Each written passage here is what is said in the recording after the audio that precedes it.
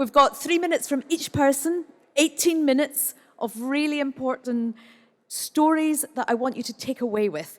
So, and the first of our speakers will, I'm going to call on, the first one I think is, let me think, is Beatrice? Is Beatrice, you're going to come first, is that right? Beatrice has 3 minutes, and when 3 minutes is up, we're going to clap Beatrice to say thank you for those 3 minutes of wisdom. So thank you, Beatrice. Thank you. And can we get the PowerPoints? Just push. Push the green.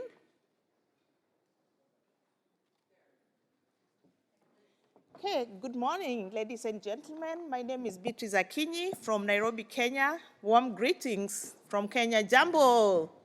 Habari. Habari. Great, I'm gonna take the next 3 minutes to take you through the blue and the gray matter. Interesting, isn't it? By now, I guess all of us are asking ourselves the big question, which is, how can the planet ensure food and nutrition security amidst the competing water needs, as well as the increasingly scarce water resources? Next. And so, it's common knowledge that water is life. And it's not just because it is common knowledge, it's because water is closely linked to food and nutrition security, is closely linked to health, is closely linked to a healthy ecosystem, and it's also closely linked to economic growth. And therefore, we cannot sit back and watch water resources dwindling and just do nothing about it, because agricultural production is highly dependent on water. And we know that agricultural production is contributing significantly to food and nutrition access. And therefore, a quick zoom into Kenya, particularly in the Azores, where 89% of the landmass is actually arid and semi-arid. And we know that arid and semi-arid lands also account for a significant proportion of the rangelands. And most of the livelihoods of the pastoralists in Kenya rely on these rangelands because their livelihoods revolve around livestock, and which is also their source of food. And therefore, when you talk about water scarcity, then the ecosystem, the rangeland ecosystem is greatly contributing to malnutrition. And as you can already see, that 3 out of 10 children in Kenya are malnourished because of the lack of water. Kenya is, by and large, a water-scarce country. So you can imagine what the pastoralists in the Azores have had to do. Ladies and gentlemen, because of this, we cannot afford to do business as usual. And so one of the such programs that is ensuring sustainable management of the ecosystem is the Kenya Resilient Arid Lands Partnership for Integrated Development, funded by USAID and SDC, that ensures that we garner the private sector engagement in sustainable management of the rangelands, that we improve on the institutional architecture by having the right policies, the right regulations to ensure that water access is encouraged. And ladies and gentlemen, we are seeing already amazing results in terms of nutrition outcomes through dietary diversity. We are seeing a lot of improvements in women and gender roles, particularly when it comes to involvement of women. Thank you so much. Thank you so much. Thank you. Now, on to the next one. Now I have Marshall, is that right? Marshall Burke. Pleasure to have you here.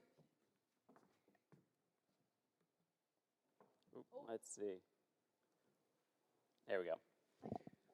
Great.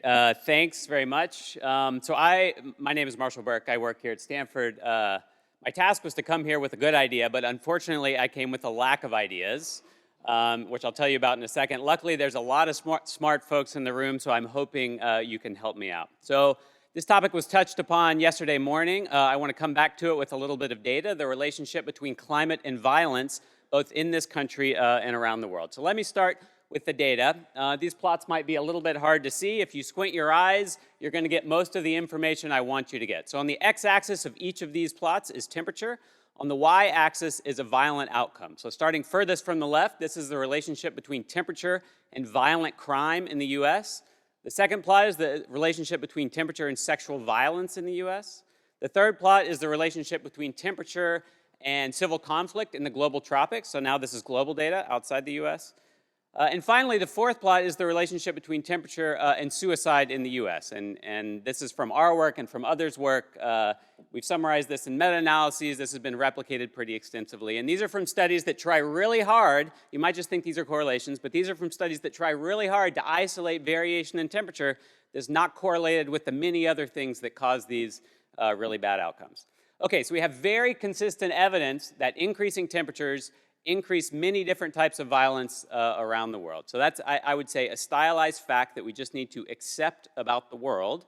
And if we run this uncontrolled climate experiment that we're currently running and run the world forward, even in the US alone, we're likely to see tens, 20,000 additional suicides, hundreds of thousands of additional violent assaults that we would not have seen without the temperature increase, right? So these are very, very large effect sizes. Okay, so what's going on here? So again, we have these stylized facts. They've been replicated. What we do not understand is what is going on underneath the hood. What is the mechanism that links these things? And is it a common mechanism across these different types of violence, or are each different types of violence responding differently to changes in temperature? So are these patterns related? We have some work that tries to grapple with this. It's a really hard empirical problem. What is the mechanism? And specifically, what interventions are going to be helpful that help us break the link between increasing temperatures and these various types of violence? So I think this is fundamentally an interdisciplinary problem. You talk to psychiatrists about the suicide link, they have a biological story in their mind. You talk to sociologists about the suicide link, they have a sociological story in their mind. We really need to work together to understand what the heck is going on in these data. We have hypotheses. We don't have great ways to test them right now. So I'm coming to you. We got a lot of data on this. Help us evaluate what's going on. I cede my last 5 seconds. Fantastic. Thank you very much. And over to you, Anne. Thank you. So we're all here because we know that the health of people and the planet is at grave risk. And this also means, therefore, that we have to get health workers and health systems ready for what is already here. Health systems need to mitigate, of course, their own environmental footprint. It's a sector that contributes 10% of greenhouse gases. But health systems also need to adapt to be able to be ready for the stresses that patients and populations face. This means educating the workforce for the slow-moving disaster that is global heating and other stresses. To do this, I propose that we form and develop what we would call a planetary health corps. Sorry that slide didn't work. But this could take the form of health workers dedicating a year or two to working with health communities, perhaps as a form of loan repayment. That would leverage examples in many countries of a Peace Corps or a civic or military service model, or it could take the initially easier approach of educating the existing workforce to know how to anticipate, adapt, and advocate for the populations for which we care. The wording on this slide was to say every health professional needs to be a planetary health professional. This could use multi-language, freely accessible online modules of planetary health content for continuing professional development or continuing education. And why continuing education is important is because it's often mandated in order to maintain your license. And we could also, by trying to educate the existing workforce, scale this up quite a bit. It's often, continuing education is mandated and costly, so there is a built-in motivation for health workers to get high-quality, free content that advances their work. And so, for example, that might be an easier approach than trying to get people credentialed separately. In the United States, there are 4 million nurses. About 150 of them are credentialed in disaster nursing, which is a form of planetary health response. 20 million nurses around the world deliver 80% of primary health care, according to the World Health Organization, so they are the front lines. So here is one example of the Nurses Climate Challenge, which has put some tools together for nurses to use in the United States, but not yet a continuing education module. At the Yale School of Nursing, we're going to be working with the Alliance of Nurses for Healthy Environments and Healthcare Without Harm, who've developed this material, to put together a planetary health continuing education module. So tying continuing education to the practice of existing health workers will help ensure we have a planetary health core standing at the ready, not just in our hospitals and clinics, but including for mobile and displaced populations at the scale that we know is coming and that will be unprecedented. Health workers are the heart of every health system. They are the front lines. We need to give them, the world's planetary health core, the tools to take this on. Thank you so much. Thank you. Divya. We next have Divya from Harvard. Thank you.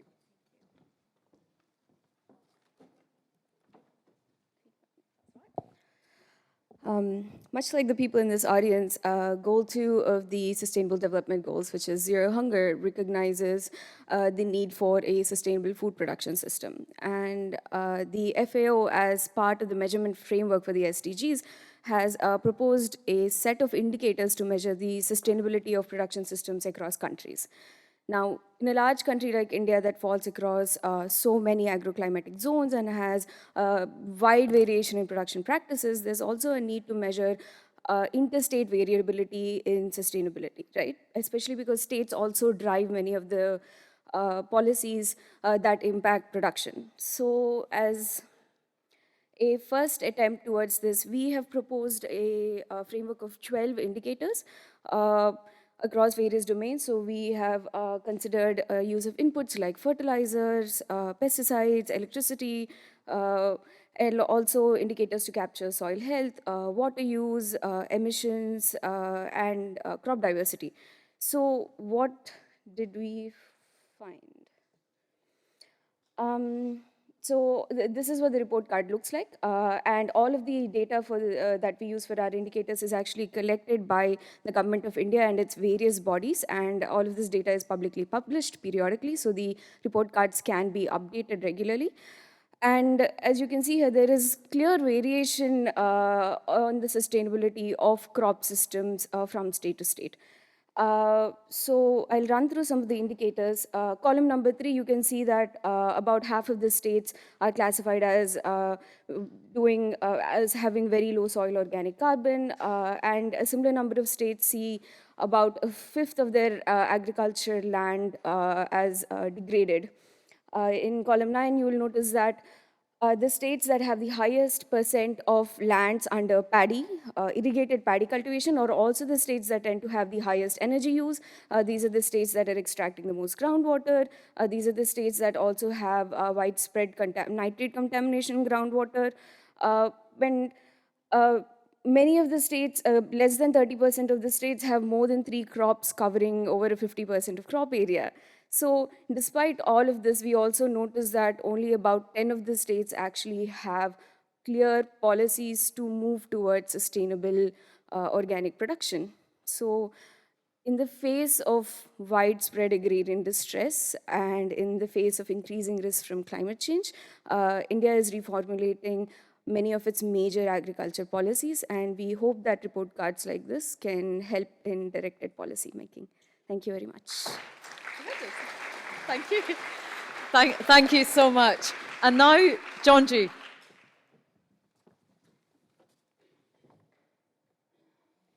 I want you to think about the number 4.5 billion. What does this number mean to you? The Earth was formed about 4.5 billion years ago with a cloud of gas and matter, and they started spinning around the sun to form the Earth. But the 4.5 billion I'm talking about is in the Paris Agreement, part of China's nationally determined contribution, China's voluntary measures for mitigation activities.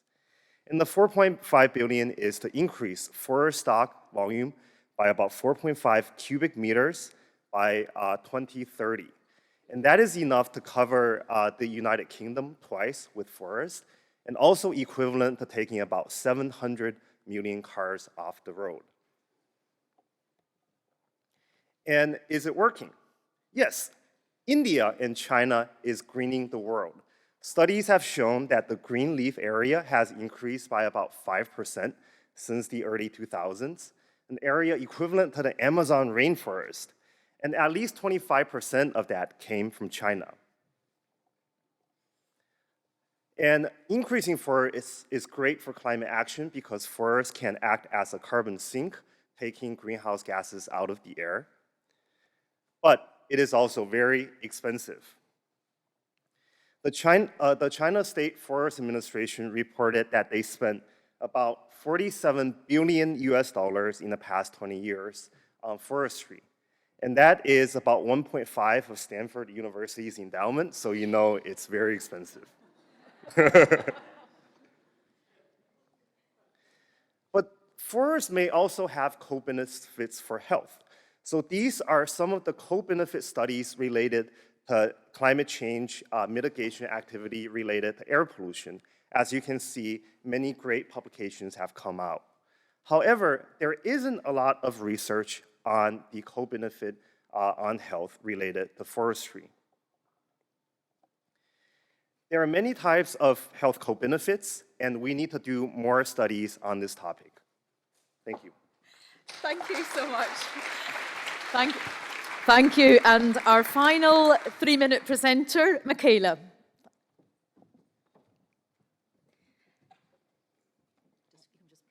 The green button, perfect. Hi everyone, I'm Michaela Patrick, and I'm an architectural designer and researcher with STEMMA, based in London. Resourcefulness is an approach, framework, and tool that we are developing. It works with communities to expand their capabilities to mobilize diverse resources to improve their health and well-being. So why resourcefulness? Health in low-resource settings is shaped by broad and complex factors. The STEMMA model takes a holistic approach that drives health and well-being. Understanding this complex system of ecosystem challenges is the first step in improving planetary health. When historically technological solutions and top-down approaches have been used to reach marginalized groups, these solutions have been found to not be desirable or sustainable.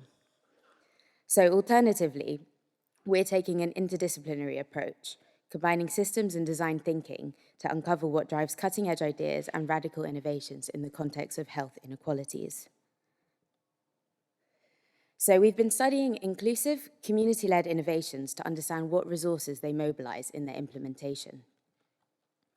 Through a series of case studies and field projects in Kenya, Peru, Sierra Leone, and South Africa, we found that the most successful interventions involve a deep understanding of the socio-ecological system of their specific local context and often incorporate participatory approaches.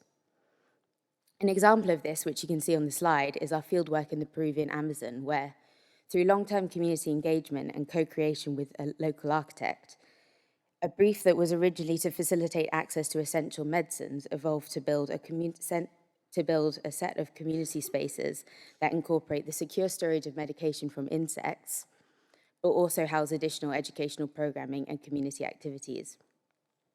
Furthermore, these spaces are being built by the local community using enhanced local construction techniques through the supervision and training of the architect, and also only involve a minimal amount of external materials. By having multiple purposes in both their construction and design, our goal is that these spaces will be cared for better and therefore be more sustainable. This is what we consider a resourceful intervention. So resourcefulness has become for us a process of implementing or transforming a resource to a specific context. In this way, we've found that an intervention intended for one health outcome may actually impact other health outcomes. Here you can see an example of our worksheet we use when looking at interventions to dissect the factors and the processes that lead to health challenges, but also health opportunities. So resourcefulness is something that's cultivated in the community. It's a cyclical process that aims to improve long-term resilience and adaptability for improving and managing health. So we're currently testing this approach in the field using worksheets like this, and we're in the early stages of developing a model that will operationalize these concepts. So if you have any thoughts, we'd love to hear from you. Thank you very much. Thank you. Thank you to 6 amazing short talks. And what I'm going to do, because we're just about to have tea, is to ask each of you to say the one word that captures your talk, the one word that you want everybody here to walk out of and be talking about tonight from your talk. So, Beatrice, can I start with you? One word from your talk. Resilience. What was that? Resilience? That was my word. Yes. Okay, lovely. Oh, okay. Marshall? What the heck? What the heck? Strung together. Anne? Adaptation. Adaptation. Divya? Think local. Think local. Think global. Fantastic. Jean-Ji? Co-benefit. Co-benefit. And Michaela? I guess I have to say resourceful. Resourceful. Thank you. Thank you so much to each of our fantastic speakers now.